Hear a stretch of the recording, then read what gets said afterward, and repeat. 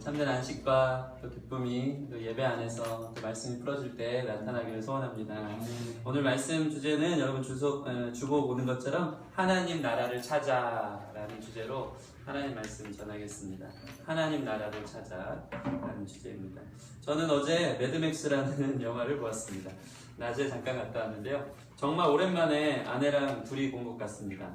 결혼하고 영화를 지금까지 3년 가까이 돼가는데 결혼한 지 영화를 2번 딱 극장 가서 봤습니다. 그러니까 여러분 결혼하기 전에 많이 영화 보러 다니시고 잘 이렇게 맛있는 것도 먹으러 잘 다니시기 바랍니다. 한 번은 아이를 유모차에 태우고 이렇게 재워가면서 겨울왕국을 봤었고요. 그리고 이번에는 한번 민지자매가 저희 아이를 봐줬어요. 어저께 라젤에서 나름대로 이름을 붙였습니다. 민지자매가 운영하는 그 보문 타가소라고 저희가 이름을 붙였는데 자주 좀 이용하려고. 보문동에 민지자매가 사는데 보문 타가소에 아이를 맡겨놓고 불과 이제 차로 거리가 5분 거리가 안 되는 그 CGV 성신여대점에 가서 둘이 오랜만에 이제 주말 데이트를 보내면서 영화를 봤습니다. 진짜 옛날 연애 시절이 생각났습니다. 그리고 제 아내는 아직 20살 청춘이어서요. 맞춰주는 마음으로 나이 먹고 어제 정말 오랜만에 스티커 사진을 찍었습니다. 진짜 어색했고요. 제 자신이 얼마나 이제 또 늙었는지를 실감하게 돼서 오히려 우울했던, 그러나 이제 와이프를 위한 헌신이라 생각하고 스티커 사진도 찍고 다녀와서 이제 무사히 아이를 보문 타가소에서 데리고 나와서 교회로 온 것이 기억이 납니다. 매드맥스라는 영화는요 1979년 원작이 있었더라고요. 그것을 리메이크한 그 차량 액션의 압권이었던 영화입니다. 보신 분 한번 손들어 주세요. 오, 그렇군요. 네, 재밌네요. 네. 핵전쟁 이후 폐허가 된 지구에서 생존을 위해 천국을 찾아서 탈출하는 이야기가 이 매드맥스의 영화입니다. 사실 지인들의 추천으로 보게 되었습니다. 어벤져스보다 더 재밌다고 해서 누구는 2번이나 봤다고, 우리 공동체 중에 있는데요. 2번이나 봤다고 저에게 이제 복음처럼 전하더라고요. 그래서 봐야겠다 이 생각을 하면서 봤습니다. 저는 어벤져스를 못 봤기 때문에 뭐가 더 재밌는지 비교할 수는 없었지만 매드맥스를 보고 나니까 어벤져스가 보고 싶어지기는 했습니다. 정말 정신없이 흘러가고 내용도 없고 감동도 없었습니다. 액션 하나는 끝내주는데 요즘 사람들이 참 이렇게 그냥 화끈하고 시원한 영화 보기를 원하는구나 하는 생각을 가졌습니다. 뭔가 중간중간에 시사하는 듯이 깊이 있는 내용들을 던지는 듯 했지만 자기가 생각에 꼬리를 물고 깊이 있게 들어가면 깊이 있는 주제지만 사실 그 감독이 그것까지 의도한 것 같지는 않고 그렇게 그냥 흘러가는 영화였던 것 같습니다. 그럼에도 불구하고 제가 직업병이 있는지 모르겠지만 성경적 관점으로 영화를 보기 시작했습니다. 제가 영화 읽어주는 남자도 아니고요. 그래서 평론을 하려는 것은 아니지만 분명한 한 가지는 주인공들이 찾던 그들이 향하는 그 천국은 동쪽에 없었습니다. 결국 그들이 도망 나온 그곳으로 다시 돌아가는 게 영화의 반전이었습니다. 저는 다 끝난 줄 알았어요. 멋있는 파라다이스가 나타날 줄 알았는데 없어진 거예요. 다시 돌아가야 되는 거예요. 탈출해온 그곳으로.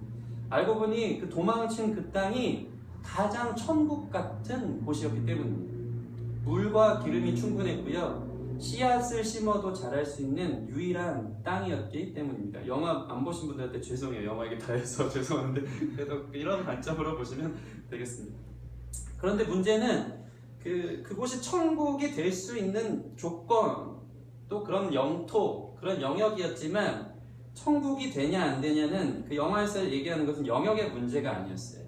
바로 누가 통치하느냐가 중요한 것이었습니다. 영화에서 나오는 악당 임모탄이더라고요. 이름이. 이름 듣자마자 저는 불사의 존재구나. 임모탈, 여기서 시작된 불사의 존재, 전능한 자라고 하면서 사실은 아주 막 병도 많고 그냥 죽을 수밖에 없는 아주 연약한 그냥 한 사람에 불과한 그런 존재인데 사람들이 이제 기만하여서 자기가 전능하다 얘기하는 마치 이단의 교주 같은 그런 느낌으로 사람들을 속여서 자신의 그것을 취하며 살아갔던 그런 사람입니다. 그는 그에게 있는 그 물과 기름을 사람들을 조정하는 어떤 도구로 사용하더라고요. 그래서 이것을 조금씩 내어주면서 사람들을 자신의 유익을 삼기 위해서, 이익을 삼기 위해서 이용했던 것을 그 영화 가운데서 볼 수 있었습니다. 조정당하는 그곳이 바로 지옥 같은 곳이었습니다. 그런데 마지막 엔딩에 그 주인공이 그곳을 다시 돌아가서 결국에는 멋있게 점령합니다. 그리고 나서 그 엔딩이 딱 들어가면서 그 주인공이 그곳을 다스릴 때 그곳에 있는 모든 백성은 충분히 물을 먹고 마실 수 있었으며 그곳에서 생명이 잉태되어지는 그 천국이 되어지는 곳이 될 수 있다는 것을 영화가 가볍게 이렇게 보여주고 있었습니다. 즉 누가 다스리느냐가 그 영토냐 그곳의 어떠한 장소가 아닌 누가 다스리느냐가 천국이냐 지옥이냐를 결정하는 그 기준을 그 영화가 보여주고 있었다는 것입니다. 다시 말해서 영역이 아닌 통치의 개념을 우리가 생각하면서 오늘 말씀을 보았으면 좋겠습니다. 오늘 말씀도 아주 비슷한 맥락으로 흘러갑니다. 당시 종교 지도자들인 바리새인들과 심지어 제자들도 하나님의 나라가 언제 임하냐고 어떤 영토적 개념으로 생각을 했습니다. 그 땅을 보기를 원했어요. 하나님 나라가 보여지는 땅으로 저곳이다, 이곳이다라고 보여지고 또 임하기를 원했다는 것입니다. 로마의 속국이 된 그 시대적 상황 아니었습니까? 그때가? 그러다 보니까 그들이 기다려온 메시아는 로마의 통치를 벗어나게 하는 혁명가적인 메시아. 그래서 그것이 실제적으로 이스라엘의 회복을 가져오고 그들이 딛고 있는 땅의 문제, 이 영역의 문제에 관한 것이 변화되어지는 것. 그곳에 관심이 많이 있었습니다.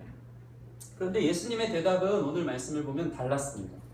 오늘 말씀을 다시 한번 보실까요? 20절 보시면 바리새인들이 하나님의 나라가 어느 때에 임하나이까 묻거늘 예수께서 대답하여 이르시되 하나님의 나라는 볼 수 있게 임하는 것이 아니요 보여지지 않는다는 거예요.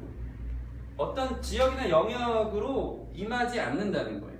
또 21절 보면 또 여기 있다 저기 있다고도 못하리니. 그러니까 하나님의 나라가 도래하는 것은 눈에 보여지는 장소, 영역적 개념이 아니다. 그러면서 어떻게 말씀하십니까? 우리 21절 말씀 같이 한번 읽겠습니다. 시작. 또 여기 있다 저기 있다고도 못하리니 하나님의 나라는 너희 안에 있느니라. 아멘. 우리가 이미 하나님의 나라를 이 공간 안에서 누리는 줄 믿습니다.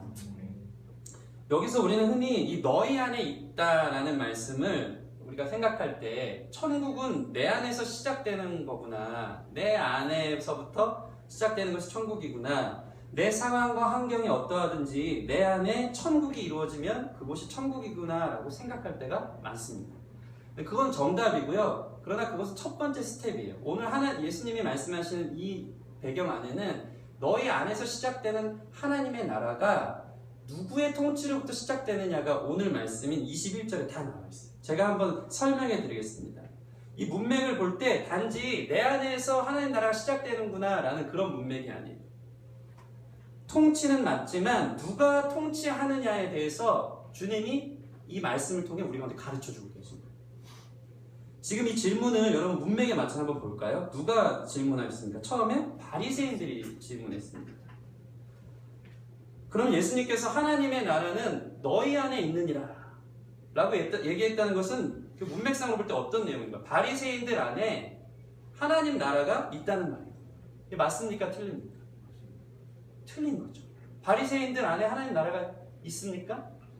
하나님의 통치를 거부하고 자신들의 종교적인 관점과 생각 속에서 자기들이 우두머리가 되어서 자기 마음대로 살고 싶었던 사람들이 바리새인. 문맥상으로 보면 이해가 안 됩니다. 너희 안에. 바리새인들이 물어보니까 너희 안에 하나님 나라가 있다. 오늘 말씀에 그 너희 안에라는 것을 우리가 이렇게 단어로 해석하지만 영어로 보면요, in이라는 뜻이 아니에요. 그들 안에 있는 뜻이 아니고 within 또는 among이라는 뜻이에요. 즉 뭐라면 within은 무슨 뜻입니까? 어떤 거리를 둔 그 안. among이라는 것은 뭐죠? 그 가운데를 뜻합니다. 가운데.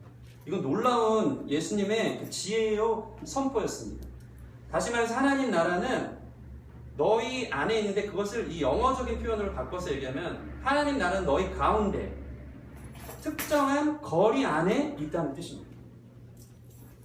어떤 의미인지 생각을 하시면서 보시겠습니다. 다시 말해서 상당히 바리새인들이 듣기엔 기가 막힌 말이었어요. 이 헬라어로 이거를 엔토스라고 해요. 엔토스를 번역하면 within 또는 among이라고 번역할 수 있는 것입니다. 바리새인들이 지금 어떤 상황이냐면 사방에서 예수님을 둘러쌌어요. 둘러싸서 예수님께 하나님 나라는 언제 임하냐고 물어볼 때 예수님이 그들의 지금 중간에 계신 거예요. 그들이 둘러싼 그 중간에서 그들과 거리를 둔 그 공간에서 하나님의 나라는 너희 안에 있느니라라고 이야기하고 계신 것입니다. 다시 말해서 하나님의 나라는 너희 가운데 있는, 지금 너희 가운데 있는 내가 곧 하나님의 나라라는 말씀인 것입니다.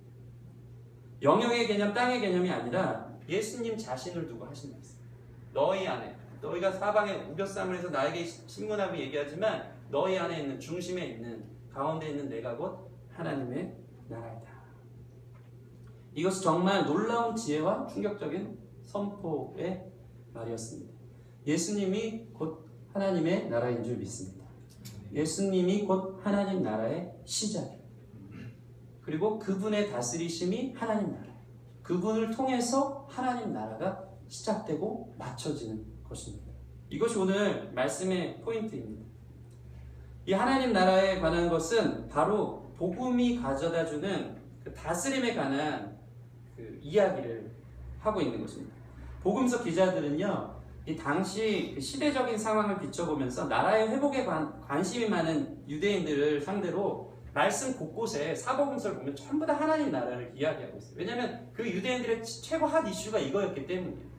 로마의 속국에서 언제 도대체 하나님 나라, 우리를 메시아가 와서 구원해줄 그 나라는 언제 오느냐가 가장 그들에게 이슈였기 때문에 이 공간복음에서는 이 하나님 나라에 대한 단어만 무려 100회 이상이 나옵니다. 하나님 나라는 주로 이 명칭은 마가복음, 누가복음에서 많이 나오고요. 마태복음은 하나님 나라가 아니라 하늘나라 또는 천국이라고 나와 있습니다. 그런데 이 복음서 기자들이 예수님이 곧 하나님의 나라라는 것을 가르쳐주기 위해 여러 군데에 이러한 이야기들을 기록해 놓고 있는 것을 우리가 볼 수 있습니다. 먼저 마태복음은요, 유대인들을 향해 마태복음 1장 1절부터 선포를 해요. 다윗의 자손이라고 밝히면서 자신의 논제를, 다윗의 자손은 뭡니까? 왕의 자녀 아닙니까? 왕권을 얘기합니다. 다윗의 자손 예수 그리스도, 즉 다윗 왕 대신 그의 자손인 예수님의 왕 대신, 예수님의 주권, 예수님의 권위, 그분의 왕적 통치적인 그 자리를 이야기하면서 시작하는 것을 볼 수 있습니다. 오늘 본문인 특히 누가복음은요, 마태복음은 예수님의 왕권에 관심을 갖고 계시다면 누가복음은 예수님의 사역이 왕으로서 어떠한 통치를 하고 있는지에 대해서 서술하고, 그러니까 마태복음은 주님이 왕이시다, 누가복음은 그 왕 되신 주님이 우리를 어떻게 다스리느냐에 대해서 이야기하고 있는 것입니다. 그래서 누가복음은요, 예수님의 갈릴리 사역이요, 이사야의 예언에 적중한 것으로 보고 있어요. 이사야의 성취를 선포하고 있습니다. 귀신이 떠나요. 하나님의 통치 방법, 예수님의 통치 방법, 귀신이 떠나고요, 이런 치유 활동을 통해 수많은 사람들이 기적을 체험하며 자유와 해방을 누리면서 주님께로 돌아오고 있는 것이 누가복음에 나와 있는 주된 기사입니다. 우리 그 예수님께서 회당에서 처음 설교하신, 누가복음에 보면 회당에서 처음 설교하신 그 장면이 누가복음 4장 18절 19절에 나와 있습니다. 같이 한번 읽겠습니다. 같이 시작. 주의 성령이 내게 임하였으니 이는 가난한 자에게 복음을 전하게 하시려고 내게 기름을 부으시고 나를 보내사 포로된 자에게 자유를, 눈먼 자에게 다시 보게 함을 전파하며 눌린 자를 자유롭게 하고 주의 은혜의 해를 전파하게 하려 하시니라. 아멘. 누가복음은 누가 썼습니까? 누가 썼죠, 그렇죠? 마가복음은 누가 썼습니까? 마가가 썼죠. 잘하시네요. 네. 누가복음은 누가가 썼는데 누가복음의 직업이 무엇이었습니까? 의사라는 사람. 이 정도 수준까지 하셨어요. 바울 사도를 쫓아다니면서 바울을 고쳐주면서 그의 곁에서 늘 기록했던 사람. 그래서 누가복음을 쓴 누가가 사도행전도 썼습니다. 근데 이 누가복음의 기자인 이 누가는 직업이 의사였기 때문에 그는 하나님 나라의 통치가 이 병든 자를 고치는 것에 대해서 되게 많은 그 관심이 있을 수밖에 없었어요. 직업적으로. 그 다음에 눌린 자, 그런 어떤 그들에 대한 치유에 대한 관심을 두고 있습니다. 요즘 이원장님 치유에 대해서 이렇게 설교하고 계시잖아요. 이게 잘 맥락이 되어서 오늘 오후에도 설교를 그 안에서 좀 들으면 훨씬 더 그 그 은혜가 있으리라고 믿습니다. 짜고 치는 고스톱은 아니고요. 네, 어떻게 하다 보니까 본문 받았는데 막 비슷한 거예요. 너무 놀랐어요. 사실 이완전 선생님이 오늘 오후에 거라사 광인 이야기를 하려고 했는데 제가 그 본문으로 준비를 할 뻔했습니다. 너무 놀랐어요. 그래서 나중에 제가 기회가 되면 누가복음 강해를 쭉 한번 하면은 이 병든 사람에 대한 관심, 그 다음에 공동체에서 소외된 자들에 대한 관심, 무엇보다 그 누가복음은요 가난한 자들에게 교회가 어떻게 도와줘야 되는지, 누가 공동체가 어떻게 그 가난한 사람들 도와주는지에 대해서 되게 많은 구석구석에 그런 것들이 숨겨져 있어요. 그래서 그런 시간을 좀 가졌으면 좋겠습니다. 아무튼 오늘 말씀을 보면 그는 이 하나님 나라의 통치가 어떤 개념으로 이루어지는지에 대해서 이 의사의 관점으로 보고 있습니다. 특별히 이 은혜의 해라는 말이 있어요. 눌린 자를 자유롭게 하고 주의 은혜의 해를 전파하게 하려 하신다. 은혜의 해는 따라하겠습니다. 희년을 말하는 거예요. 희년이라는 것은 무엇입니까? 모든 것이 제자리를 찾는 날, 모든 것이 회복되는 날, 그것이 희년이에요. 다시 말해서 하나님 나라의 통치가 주는 놀라운 기적과 권능은 모든 것을 회복하고 모든 것을 되찾을 것이라고 선포하고 있는 것입니다. 예수님은 오늘 바리새인들 사이에서 그 나라가 바로 나 자신이라고 말하고 있는 것입니다. 예수님을 통해서 하나님의 나라가 시작되며 예수님이 이 땅에 오심이 곧 하나님 나라의 도래이며 예수님이 다스리는 나라가 하나님 나라라는 것입니다. 사람의 인생은요, 자유하게 하는 예수님의 통치 안에 살든가 아니면 죄와 자신의 통치 안에 살든가 둘 중에 하나입니다. 여러분도 다 아실 거예요. 청년들이 됐기 때문에 내 의지대로 사는 것 같지만 이것은 사람의 본질이 아니에요. 사람은 누군가에게 종속되어질 수밖에 없는 피조물이라는 거예요. 그 안에 통치받아서 살게 되어 있어요. 그러면 중요한 건 무엇이냐면 여러분 안에 상황이나 환경, 영역적인 개념이 아니라 여러분 안에 누가 통치하느냐에 따라서 하나님 나라가 거기 있는 거예요. 그리고 또한 누가 통치하느냐에 따라 하나님 나라가 거기 없을 수도 있는 것입니다. 그래서 여러분 삶에 여러분이 주인이 되어서 사는 것 같은데 사실은 우리 삶을 통치하는 많은 것들이 있어요. 어떤 사람은 분노가 자기의 삶을 통치합니다. 늘 이걸 컨트롤이 안 돼요. 그 분노 가득함으로 살아가요. 그 영화 어떤 드라마나 이런 거 보면은 특히 많은 사람들이 그 배신한 것에 대한 복수를 위해서 살아가는 많은 사람들이 있어요. 복수하려는 그 마음이 그의 인생을 방향을 정해놓고 그렇게 살아가게 만드는 거예요. 그렇게 지배되는 것을 보고 상처 속에 살아가는 사람들이 있어요.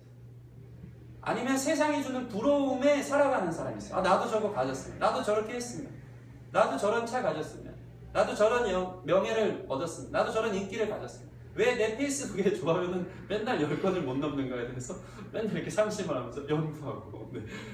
다른 사람 100명 넘고 나도 저런 인기를 가졌으면 어떻게 하는 것인가, 막 자신을 포장하고 꾸미고 거기에 종속되어져서 살아간다는 것입니다. 자유하지 않아요. 예수님께 통치받든지 세상의 어떠함에 아니면 내 자아에 통치받든지 통치받는데 그 통치에 대해서 하나님은 오늘도 너희 가운데 계신 예수님 안에 진정한 자유와 희락과 의와 평강이 있다는 것을 우리에게 가르쳐줘서 또 선택하라고 오라고 우리를 초대하고 있는 것입니다. 예수님 없이 선택한 여러분의 삶이 평강을 줍니까? 한 주 동안 여러분 어떻게 사셨습니까? 예수님 안에서 사신 분 계실 거예요. 그러나 그렇지 않은 사람들 어떤 마음인지, 어떤 마음으로 이 자리에 왔는지 다시 한번 좀 생각해 봤으면 좋겠습니다. 예수님 없는 삶이 여러분에게 희락을 줍니까? 기쁨을 줍니까? 재미와 기쁨은 차이가 있죠. 이걸 늘 우리는 생각해야 됩니다. 세상은 재미를 줘요. 그러나 기쁘지 않습니다. 어떤 아이가 6시간 PC방 가서 신나게 게임을 합니다. 얼마나 재밌었겠어요. 그러나 그 6시간을 PC방에서 게임하고 나오는 그 아이는 영적으로 피폐하고 허무하고 자기가 해야 될 것을 그 6시간 동안 놓쳐버린 그것들. 그리고 별로 남지 않아요. 그리고 다시 거기에 중독되어지는.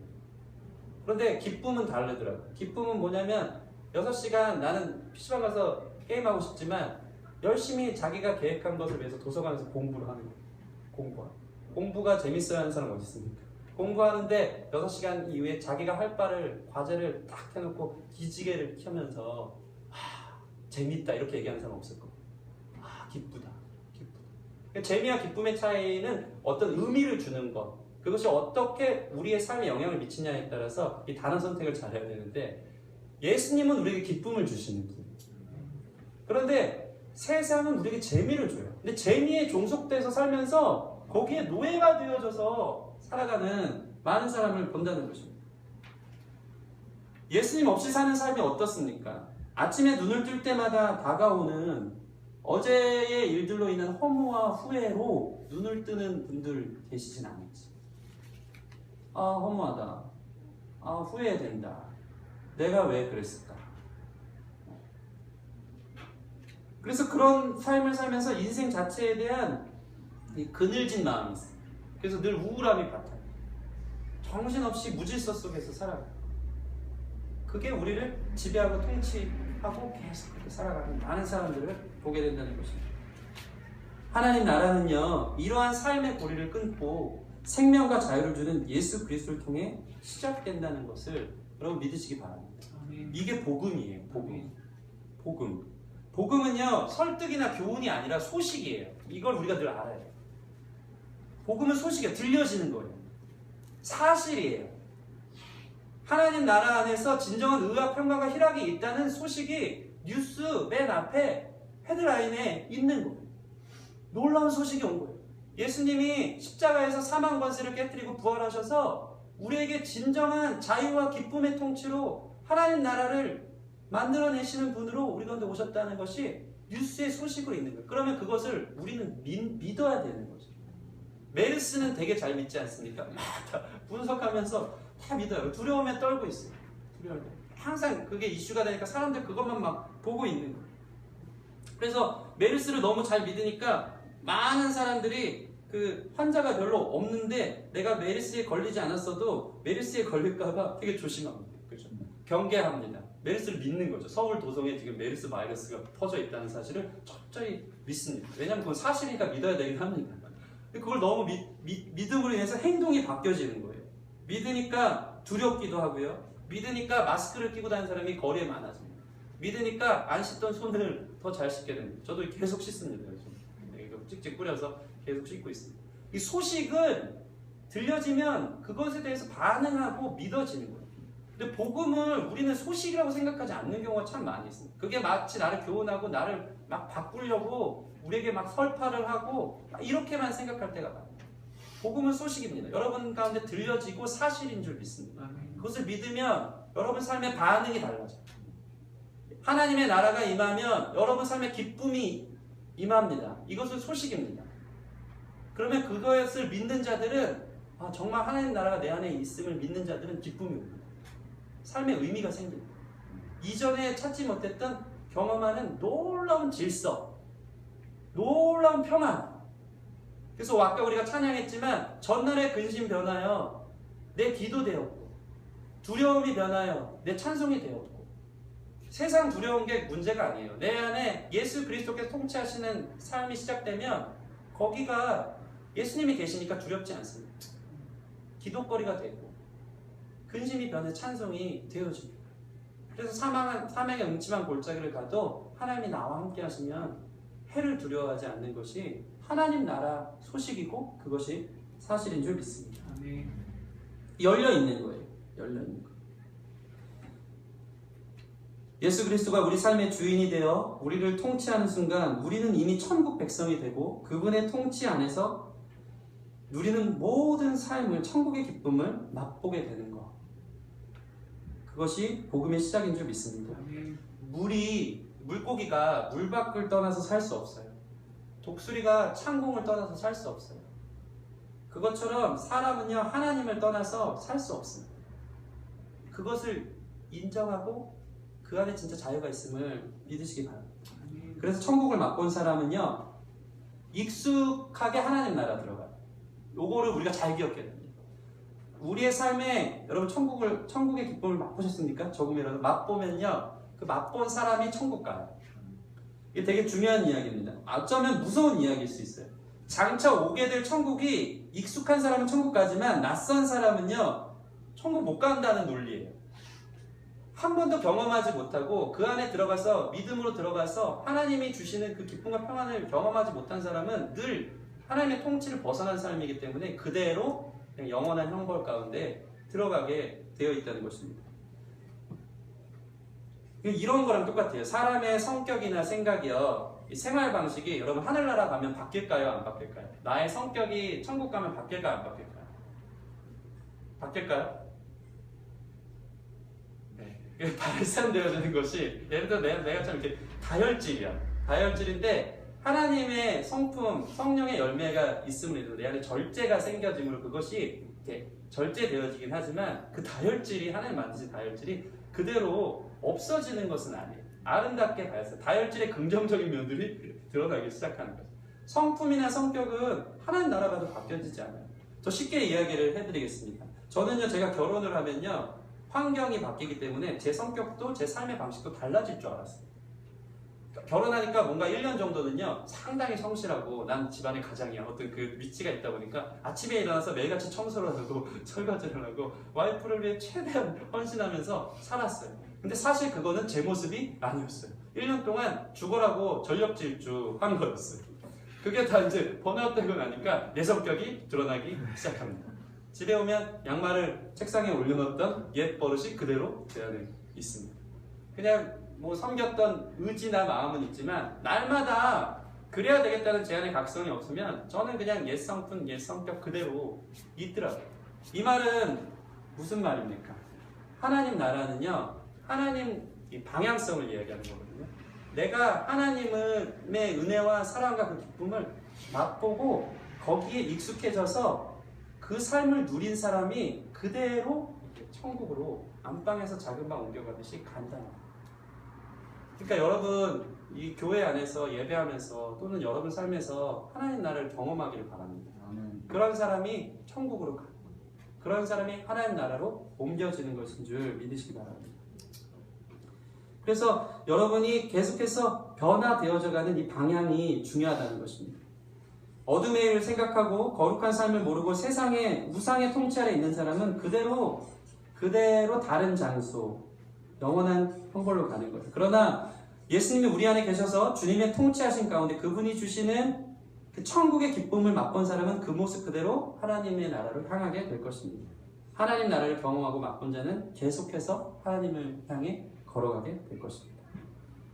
그분으로 인해 오늘도 하나님은 이 예배를 통해서 우리를 초청하시고 그분으로 인해서 우리의 삶의 영역이 조금씩 빚어져 가는 가운데 있는 것을 여러분 믿으시기 바랍니다.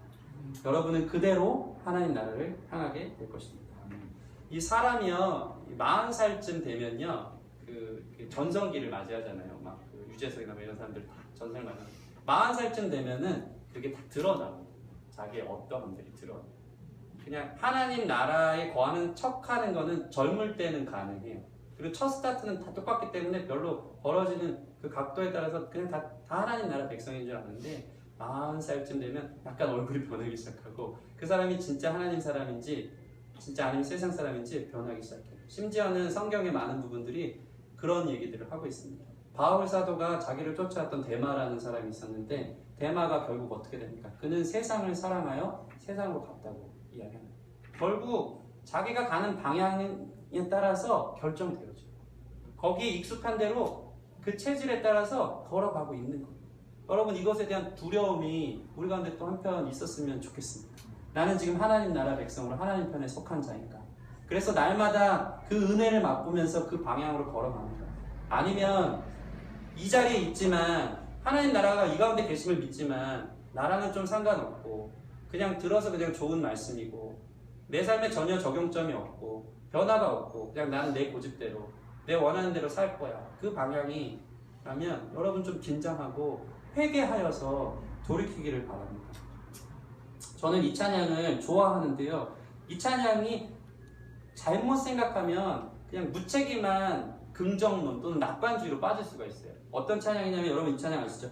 갈보리 언덕 넘어 그 어느 날 주 안에 온전케 되리. 이 찬양 많이 하는데 이 어느 날이라는 개념을 우리가 어떤 믿음의 고백으로 하느냐가 되게 중요합니다.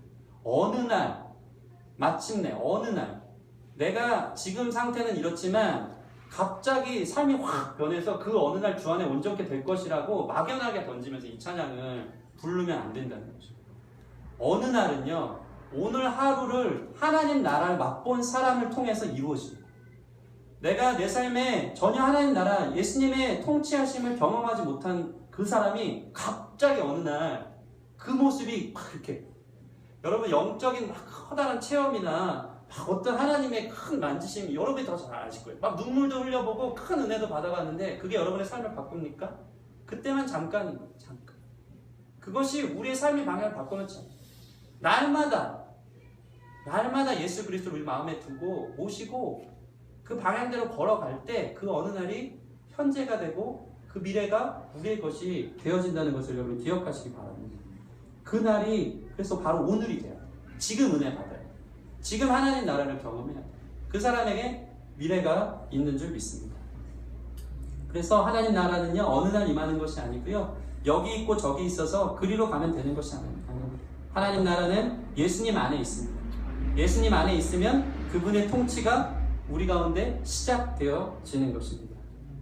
말씀을 맺겠습니다. 하나님 나라는요, 그분의 통치 아래에 회복과 치유를 주시는 이야기이지만 또 나아가서는 예수님을 닮아가는 대로 이르는 것인 줄 믿습니다. 그러니까 내가 회복되는 수준으로 끝나면 안 돼요. 하나님 나라. 예수님 닮아가야 돼요. 예수님 가신 길을 걸어가는 것. 섬김으로 내 삶의 방식이 바뀌어지는 것. 희생으로 내 삶의 방식이 바뀌어지는 것. 어제 우리가 리더십 강의를 들었지만 내 물질을 다른 공동체를 위해서 섬기는 데 사용하는 것. 이것이 예수님 닮아가는 하나님 나라 백성의 모습입니다. 우리를 치료하시고 넘어서서 예수님 닮아가는 우리가 되었으면 좋겠습니다. 하나님 나라는요, 오늘 말씀처럼 동쪽으로 떠난다고 되어지는 것이 아닙니다. 우리 안에 누가 통치하고 다스리느냐에 따라서 달라지는 것입니다. 여러분, 예수님을 왕으로 모시기 바랍니다. 그분은 제사장 되어서 하나님의 생명으로 오늘도 우리를 초대하고 계십니다. 그분은 또한 참 선지자가 되어서 그분의 말씀은 우리로 하여금 하나님 나라가 어떤 나라인지를 진리로 선포해주고 우리가 그 나라에 들어가기를 원하는 마음으로 바꾸어 주시는 줄 믿으시기 바랍니다. 바로 여러분 이 자리가 하나님 나라가 되도록 우리 가운데 계시는 예수님을 모시기를 소원합니다. 하나님 나라는 우리 가운데 있습니다. 그분은 우리를 계속 초대하십니다. 복음은 무엇이냐면 그 하나님 나라에 들어가는 거 쉽지 않지만 끝까지 우리를 초대하시고 끝까지 하나님 나라의 맛을 보여주려고 주님이 기다리고 계신다는 것입니다. 오늘 그분을 향해서 우리 마음을 열었으면 좋겠습니다. 그래서 그분이 주시는 은혜와 평강이 무엇인지 누리는 시간 되었으면 좋겠습니다. 저는요, 요즘 이 말씀하고 마칠 건데 교회가 부흥할 것이라는 확신이 있습니다. 여러분 믿으십니까? 아멘. 아멘. 네, 아멘. 가장 크게 하시는. 네. 교회가 부흥할 것 같아요. 그리고 놀라운 하나님의 계획 속에 지금까지 왔다는 그 역사적 사실을 여러분이 기억해야 됩니다. 기적처럼 세워진 교회예요. 그리고 계속해서 기적을 보여주고 계십니다. 우리가 지친 것 같고 우리가 여기에 뭔가 이렇게 아무 일이 없을 것처럼 안주하고 있을 때라도 주님이 성실하게 일하신다는 것이 그 때때마다 우리가 보여주고 있죠. 사람을 통해서, 물질을 통해서, 생각지도 않은 사람들의 연락을 통해서 계속 찾아오고 있어요. 그 말은 뭐냐면 하나님 나라가 이 기쁨의 교회를 통해서 시작되기를 하나님이 원하신다는 거예요. 중요한 것은 무엇이냐면 여러분이 이 자리에 있잖아요. 그 역사에 들어가기를 바랍니다. 이 자리에 있는데도 소외되는 사람이 있어요. 그거 진짜 무서운 게. 하나님이 계속 일하시는 게 알아요, 자기도. 하나님의 역사를 자기가 알아요. 하나님이 오늘도 자기를 초청하는 것을 알아요. 그런데 통치를 거부합니다. 그래도 저는 이렇게 살래요. 하나님 끝까지 초청하시겠지만 여러분 그로 인해서 남 얘기하는 듯한 그런 소외를 경험하는 여러분 되지 않았으면 좋겠습니다. 하나님이 불러주고 계세요. 그 하나님 나라로 초대하고 예수님과 함께 연합하여 살기를 원하시는 마음이 우리 모두에게 있는 줄 믿습니다. 그 마음을 열고 하나님 나라를 모시고 그 안에서 정말 시작되는 귀한 믿음의 시작이 있기를 소원합니다. 같이 기도 한번 하도록 하겠습니다. 반주 좀 해주시고요. 질그릇같이 던지면 깨질 수밖에 없는 우리에게 예수 그리스도 보배를 담으신 줄 믿습니다. 그분이 우리 가운데 계시기 때문에 우리는 가치 있는 인생이 될 것이며, 그분이 우리를 통치함을 통해서 우리는 하나님 나라에 거하는 삶이 될 것입니다. 이곳저곳 미래에 있는 것이 아니라 지금 이 자리에 있는 예수님을 모실 때 우리 삶의 모든 깨어진 것들, 모든 아픔들, 모든 눌려있는 것들이 회복될 줄 믿습니다. 주님, 내 고집들 다시 한번 주께서 초청하는데 회개하고 넘어뜨리고 예수 그리스도로 다시 한번 살기를 원한다고 이 시간 같이 기도했으면 좋겠습니다. 예수님의 하나님의 영광 가운데 다가가십시다. 폭포수처럼 주님께 다가가면요, 그 폭포수가 우리를 닿아서 생명에 젖게 하시고 기쁨에 젖게 하시고 치유에 젖게 하시고 행복에 우리를 젖게 하실 줄 믿습니다. 그 영광을 향해 나아갑니다. 하나님 역사해 주시옵소서. 우리 함께 기도하며 나아가시겠습니다.